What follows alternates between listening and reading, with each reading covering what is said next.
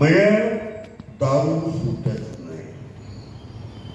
एकदा घेतली की म्हणजे दारू कधी सुटत नाही. म्हणून ते उदाहरण दारू आहे. हे सुटत नाही, विषादायक सुटत नाही. दारूबद्दल बडबडणारा पहिले पुष्कळांना दारू प्यायची तेच कोणी माहिती. पण मी म्हणतो दारू वेगळं सुटत नाही. तेवढ्याने दारू वाईट कशी ठरली? म्हणजे तुम्ही जर विश्वविद्यालयाची पदवी द्या आणि 4 दिवस पैसे देऊन एकदाची पदवी मिळवता, ती जन्माची चिकटते. म्हणून कोणी पदवी घेण्याची ताकद आहे का?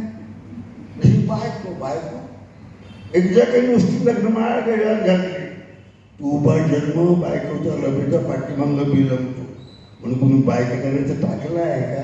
अरे पदवी वाईट नाही, बायको वाईट नाही, दारूच तेवढी वाईट आहे का? तसं म्हणाला मद्यपान नीतिमत्तेला फार पोषक आहे बरं का? फार विचारतात. मद्यपी माणूस कधी खोटं बोलत नाही, कारण त्याला खोटं रचून सांगताच येत नाही. मद्यपी माणूस कधी कुणाजवळ चाहडी करत नाही, कारण मागं कोण काय बोलला त्याला आठवणच राहत नाही.